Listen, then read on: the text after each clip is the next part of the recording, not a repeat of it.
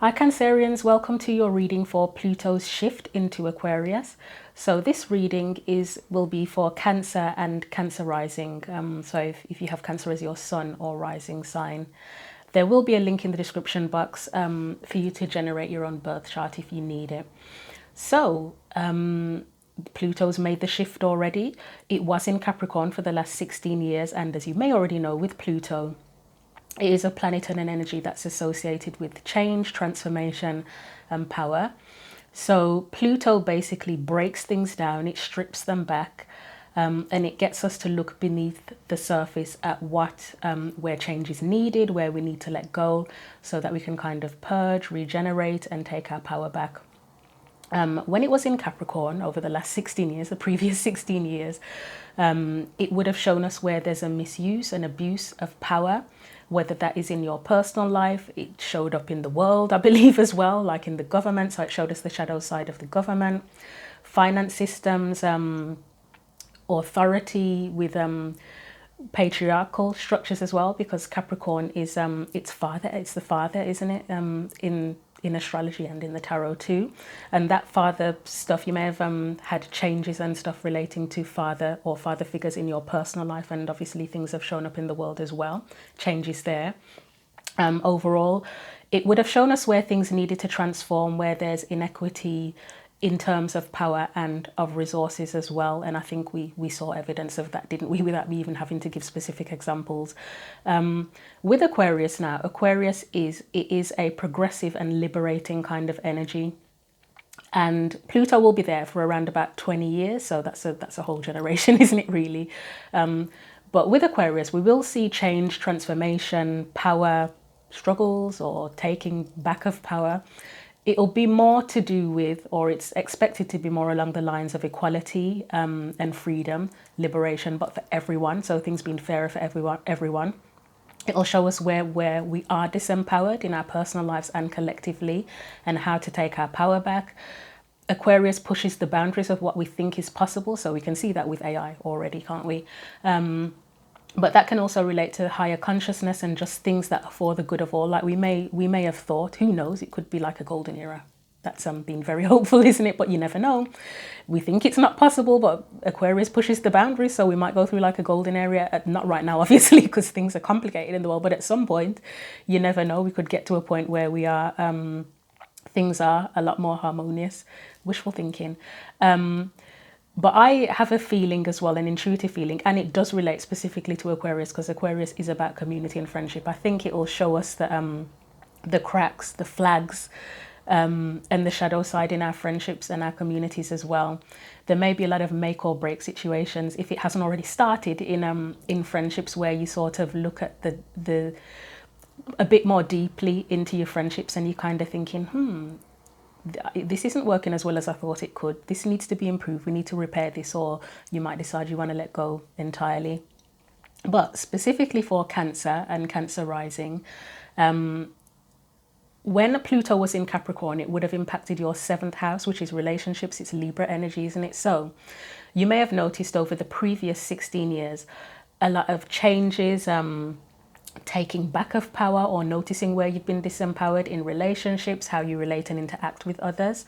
In business partnerships, you may have had issues relating to contracts or legal matters come up, to name a few things.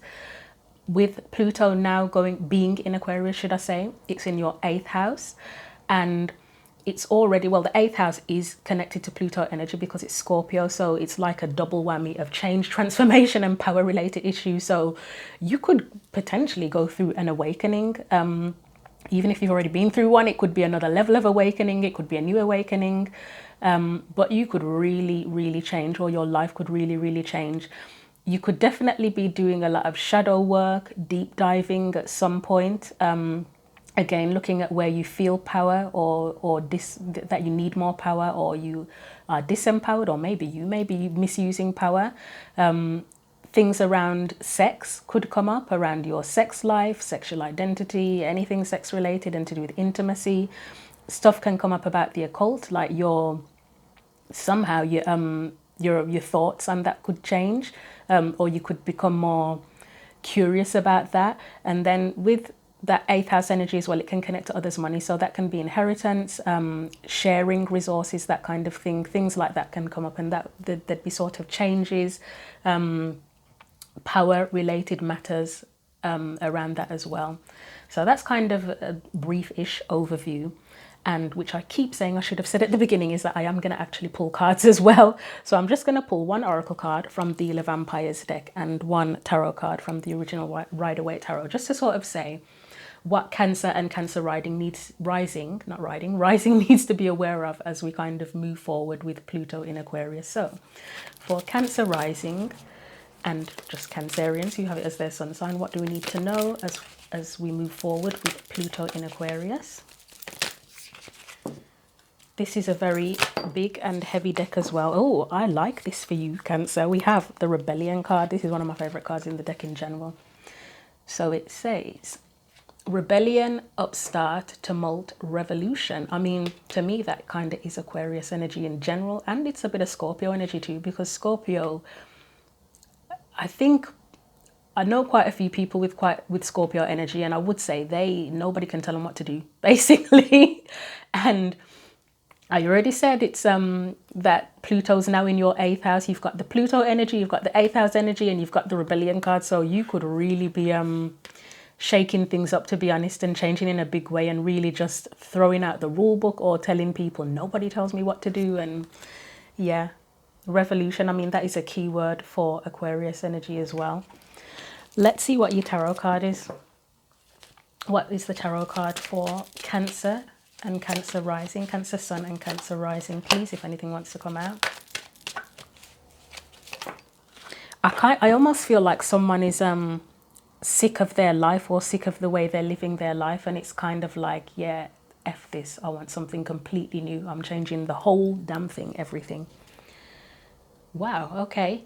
So you've got on the bottom of the deck, you've got this reading is very similar to one I did for the dailies a couple of days ago. You've got the 10 of Pentacles. It was about 2 days ago. So, oh, actually, no, it was on the 19th, wasn't it? Which is when Pluto shifted from Capricorn into Aquarius. I believe this came up in the daily written reading. Again, link is in the description box for that. And I said it's like time for a new legacy, which is kind of, yeah, it's pretty obvious, obviously, for Pluto shifting. It's such a big energy that it would be time for a new legacy. But for you, it's time for a new legacy, I think, as well. Creating a new legacy for yourself.